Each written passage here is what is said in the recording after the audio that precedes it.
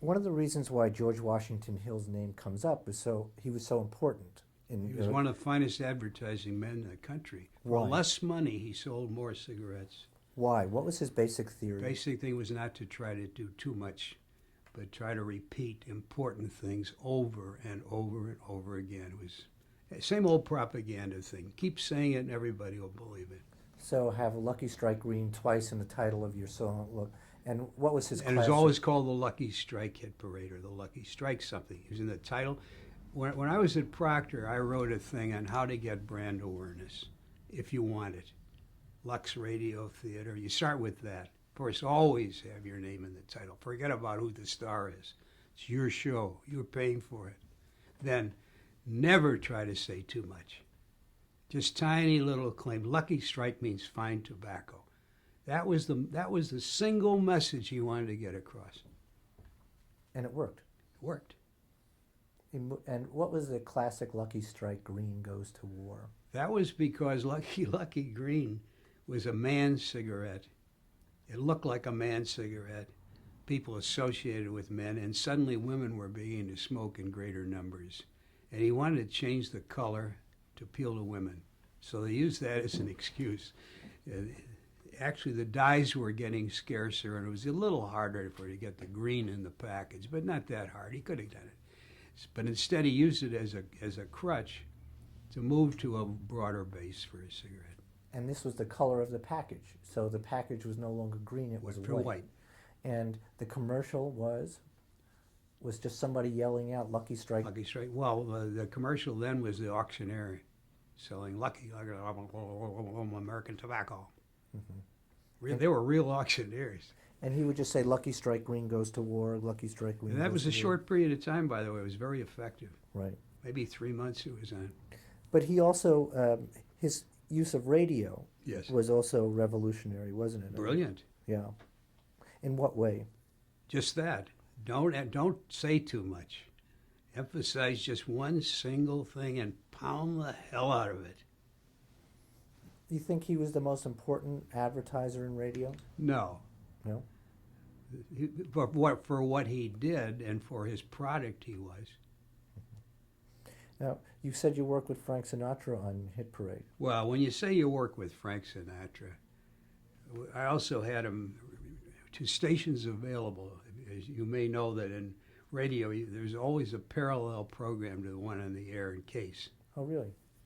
And some were very good. I had Burl Ives, for example, did a lot of small things because it was easy to pay him to stand. It was a standby, or to stations that didn't carry the commercial network show. Mm-hmm.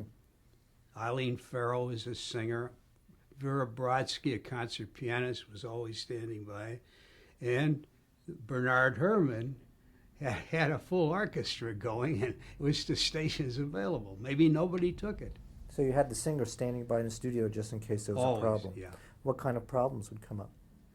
They could be mechanical problems, but mostly you had to fill a contract with your station affiliates. And the sponsor may not want, for whatever reason, some of the stations. They took the fill. So why was Sinatra a problem? Well, Come on. he's a gangster boy. Yeah. I thought he was queer at the time. He had all these heavyweights around him. Mm-hmm. He wouldn't rehearse. He was late, sullen. It's general Frank Sinatra, typical personality. Even as early as this. Even as early as that. Yeah. Was it worth it? Yes. The popularity, was it worth it yes. to put up with? Hit Parade helped the Hit Parade enormously. Mm-hmm. Now, why did Hill finally fire you? He didn't fire me personally. I just went along with the mob. At Foot Cone and Belling, this was the principal account.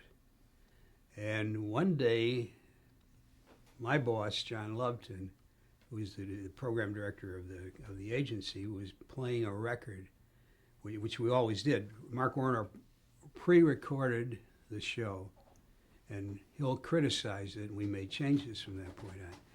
And at one certain point, George Washington Hill said, "Mr. Loveton, bring the violins up at that point." And he made the mistake of saying, "There are no violins playing at that point, Mr. Hill." As soon as Emerson Foote, who was head of the agency, got back, he got the call, "Out! Everybody out!" Wow. And there were nothing else to do there. The agency didn't fire us, Wow. but we couldn't find any other account that needed radio. Wow. Hill really believed that people could dance through the Depression, right? That was his. Oh, yes. That was dancing was going to cure No, the Depression. there's nothing wrong with what he thought. He also, no matter what the tobacco companies say, wanted to hook him early. And that was part of the philosophy of the hit parade. And also, if they started on Lucky Strike, chances are all their life they would smoke Lucky Strike. So the idea of Lucky Strike was to hook young people into smoking. And keep cigarettes. them smoking. Uh-huh. And Hill, of course, died from emphysema. Yes. A good advertisement for his own. Yeah. He's advertising his product. Right. Yeah, certainly was. Now, you went from there to Procter & Gamble, 1944? Not quite. Mm-hmm. I went to work as a director for NBC. Uh-huh. There was another thing that helped me enormously in the early days of television. Uh-huh. The first assignment first let me explain that the New York NBC was a testing ground for new programs Mm-hmm. because they were sold out. There was no way to put anyone. And the only time that we could test programs is 9 a.m. to 9:30 a.m. I started out with a program 5 days a week, by the way. Almost nobody ever produced in those days 5 comedy shows a week. Mm-hmm. This is hard work, and there are a lot of changes, so these weren't exactly what you'd call perfect shows. But in fact, the first 4 or 5 shows, I had a girl right out of Northwestern University writing all the scripts. Hmm. She later became an MGM staff writer Hmm. and was quite successful, named Ruth Brooks. Mm-hmm. But then NBC discovered they had a little unit going in San Francisco called Jack Kirkwood, a great burlesque comic. And his wife was the girl who used to come on and jiggle a little. And he had a girl singer. Which is hard on radio, isn't it, to get much No, it effect? isn't hard. You can hear it Really? if you listen carefully. But he also had a voice singer. And the 4 of them were the comedy show. Well, I don't want to diverse here, but we had the best orchestra man can buy. We had 7 of our orchestra in the morning for a 9 o'clock show that just got through working with Toscanini the night before, because all the musicians had to do a 35-hour week, and they had hours they had to kill, so they put them on our show.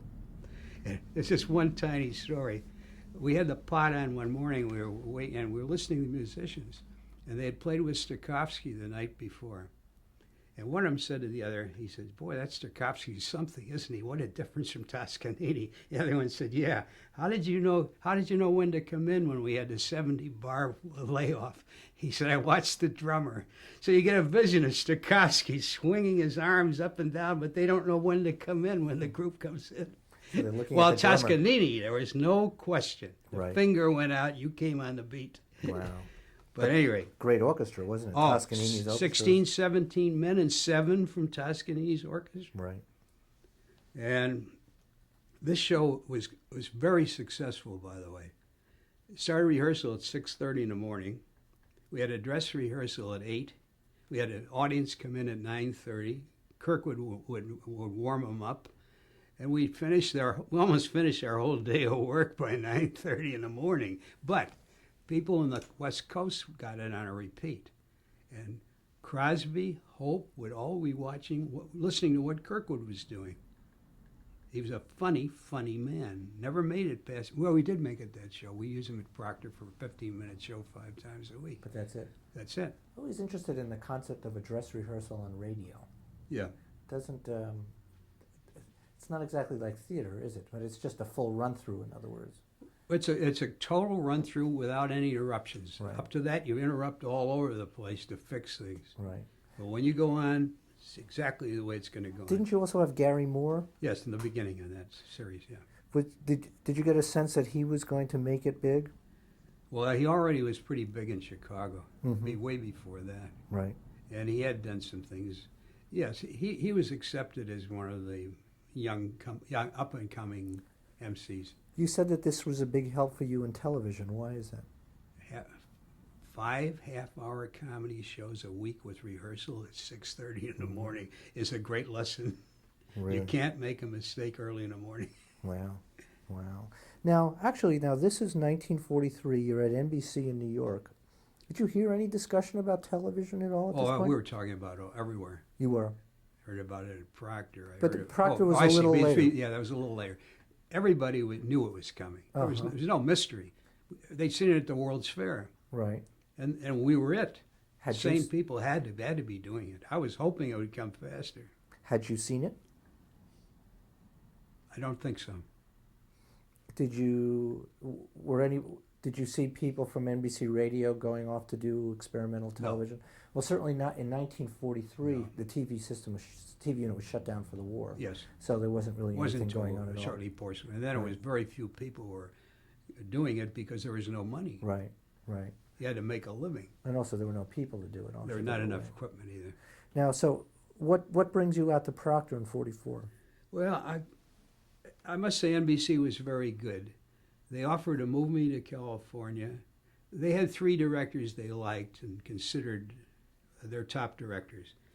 One was Mel Ferrer, one was Joe Losey, and the other was me. I was the comedy guy. And they were hard put to find directors in those days, and they did not want me to leave, so they offered me more money, moved me to the coast. And it didn't bother me that the rehearsal was at 6:30 in the morning. I was limited in radio at this point. And Procter & Gamble, I was very curious to find out how did the advertiser work. That was first it was one of the foremost companies. It was the largest advertiser in the world at that point, Procter. So, and I liked the guys. Gil Ralston recruited me. Walter Craig at Benton and Bowles and Gil Ralston really recruited me. And when I met them out there, they were such sterling guys that I thought this would be a great experience for me. They hired you as a director? No, I was a supervisor of 44 programs. 40, and mostly daytime serials? Half of them.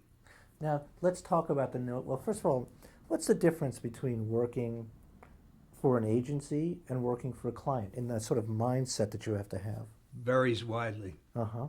It so happened that Procter owned some of the serials, so it was theirs assigned to an agency. And part of it is if you pick people who have experience, and there was Gail Smith. Gail Smith and I were the 2 working stiffs that did the work. Gil Ralston had come from NBC, and Bill Ramsey was the one who created daytime for Procter, but he invented the daytime serial a long, long time ago and developed the best writers.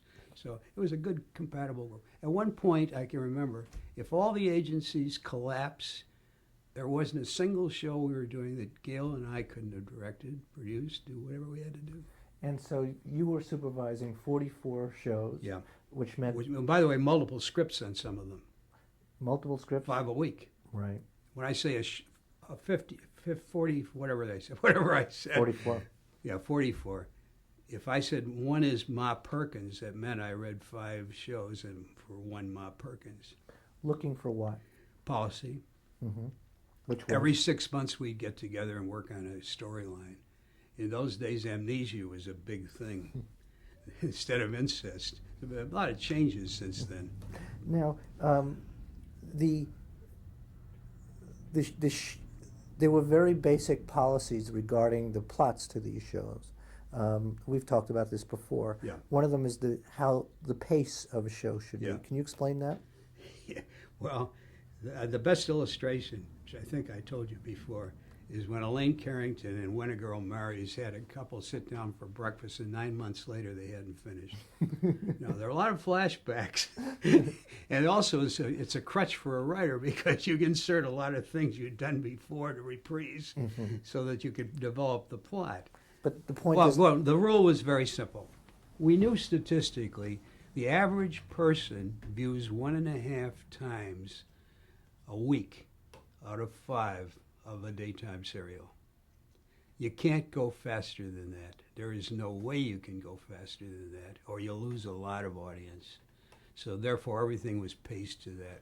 So that a person who only listened in 1.5 times a week wouldn't get lost in Exactly. a plot. Of course, you reprise in the front when you start it to catch up, and your plot begins to explain what happened inside the regular dialogue, or yesterday, or the day before, or last week. And I'm talking about the average person. If you're going to get everybody, you have to go slower than that. Wow. What other things as far as policy would you watch out for? Well, the most important thing was consistency. Mm-hmm. The worst thing can happen to you in a daytime serial is if the listener is smarter than you are. Therefore, we had what was called a Bible, which every single thing on every character was written in that book. The street they lived on, their habits, their morning habits, whether they took a bath or a shower, what time they went to the john, everything that people do in normal life was there. The cousins, all the relatives in a lineal chart were in there, so that any new writer that came on knew instantly everything you had to know about a single character in that show. And the people really believed these characters, didn't they? We paid the lead in Ma Perkins $750 a week extra not to use her name. So Brothers kept pouring into Ma Perkins. Why do we want to disillusion all these people? And why was it so helpful that they believed these characters for Procter and Gamble? They believed the commercials. Right. That's the whole point, isn't it? Yeah. And you learned early on that these were not soap operas; these were serials. These were well written. Uh-huh. Well, of course, the problem with a half-hour show, an anthology, for example, early on you have to say, I'm the good guy, I'm the bad guy, now let's talk. Mm-hmm. In these, you had a year to develop a good guy, a year to develop a bad guy. They felt heat and cold. They were real people. That's why the writing always came to the characters, not to the actors, but to the characters. But you could not call them soap operas, could you? Well, you could, but it wasn't a good idea. and by that time, a soap opera is a derogatory term. Daytime serial is what they were. Mm-hmm. What was the most successful of them? 1 Year, Days of Our Lives, or 1 Year? The best one was Vic and Sade. Vic and Sade. That was not the most successful. Right. It may have been the least successful. Well, all of Elaine Carrington's When a Girl Marries Pepper Young's Family, we didn't have all of those, but they were very high rated, and all of Verna Phelps were high rated. Let's just talk about Paul. Did you ever meet Paul Reimer, who? Did Oh Vic and yes, Sade? we had a very interesting session. Walter Craig and I were told to go and talk to Paul Reimer because everybody at Procter loved the show. Top management would come in when the show was on to listen to it. And we knew it wasn't getting a rating high enough. So we were supposed to talk and see if we could jazz it up some. Paul Reimer was the funniest American writer we had. If he had written in any other medium, he would be a household word today. There was no comedy writer better. And dimensional. Every show was in 2 or 3 dimensions, where one was for the people who got the joke, and the other was the people reading it literally. So Walter Craig and I went to Chicago, and I talked to him before we went, and he said, well, I don't know where you business people like to go to lunch. I said, business people? Walter Craig's a song and dance man from Broadway, and I've done everything you can do in show business. What do you mean, business people? Oh, he said. So we had a nice lunch at the Merchandise Mart executive dining room. He really still didn't get the message. But after we had a jolly lunch, I said, one thing, Paul, our financial guys came to me before I came to meet you and said, would you please cash your checks? Because they're having trouble balancing their books. He said, what do you mean cash my checks? He said, well, come on over to my house, which was on the near north side, and I'll show you. We went there, and he pulled out a drawer. And in the drawer, 3 inches, 4 inches high, were his Procter & Gamble checks. I said, well, what do you do? He said, well, when I need some money, I take one out and cash it. I said, do me a favor, take one from the bottom. But we couldn't save the show. You couldn't. No. And It's too sophisticated. one of the reasons why it's important to talk about Paul Reimer is he really became the father of the Chicago School of Television in Charlie Andrews and all those shows out Charlie there. Andrews was a great writer, too. Yeah. But they tell a story about going to see Paul Reimer and going to his house and finding him flat on the floor pretending he was dead. Yeah. Well, one of the funniest things he did, he picked a secretary he barely knew at NBC, and he'd send her postcards. Like, there was one of a king, and he wrote on the back, the jig is up, meet me at the bus station. And he'd go through the mail, and this girl was very embarrassed. She's getting all these crazy postcards, and her co-workers don't believe they're innocent. Now, that's Paul Reimer. Let's talk about Erna Phillips, Yeah. who is really the queen of radio soap The operas. crazy queen, yeah. Elaine Carrington was more normal. How is Erna crazy? Well, first place, she was You could tell us completely those stories. introverted. And she was having an affair with one of her directors who only one I ever saw wore high-button shoes. And I couldn't figure what the two of them did together when I knew both of them. Mm-hmm. She had furniture, and it was still wrapped in cellophane in her expensive apartment. Now, one important thing that very few people realize, particularly in Women's Lib, Erna Phillips and Elaine Carrington, to my certain knowledge, made $250,000 a year minimum. That's the contracts we held. 25 years, and longer if they lived. No man I knew in business ever made anything like that, because most men, when they get to be 55 or 60, hit the top of their earning capacity. But they work their way up, so it's a gradual ascent. These women got it from the first day they started writing, and they never got fired, and the shows went on and on and on. And this was a triumph of women in those days over men. She was tough. Oh, tough. She was surly, Mm-hmm. unspeakable. So you had somebody By say, the way, I did not personally ever handle Erna Phillips. Mm-hmm. Bill Ramsey did, and he romanced her. They were hugging and kissing in a cab and all that stuff. And it was very difficult for me to do that with Erna Phillips, I'll tell you that. and that was sort of violated a rule, right? Wasn't he supposed to say you weren't supposed to do that Well, with the they client? were part drunk, so there wasn't any rule then. Did you tell me she looked like Martha Washington or something? No, like that? that's Elaine Carrington. Uh-huh. George Washington. George Dead ringer for George Washington. Elaine Carrington. Yes. And she Erna Phillips looked like a hag and one of the evil witch of the West. Tell me about Elaine. With by the way, a lot of blackheads. Really? Elaine was more normal? Oh, yeah.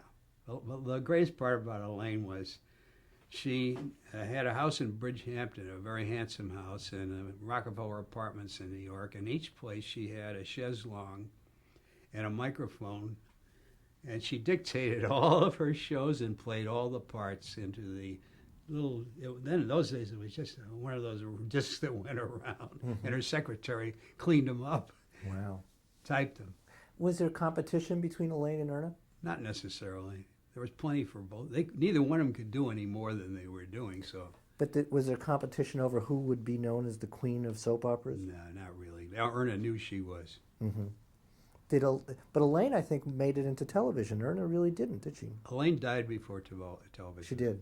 One thing about Oh, Elaine, she encouraged new people. For example, the first time I ever heard Steve Sondheim was when he was 17 years old in Elaine's Bridgehampton house playing the piano and singing some of his songs. Mm. She recognized talent. Wow. She was always surrounded by young talent. Wow. Wow. Now,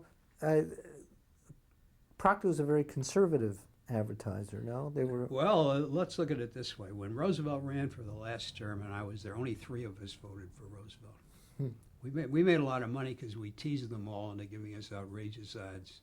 Mm-hmm. They wanted Taft very bad. And you were betting on Roosevelt. Of course.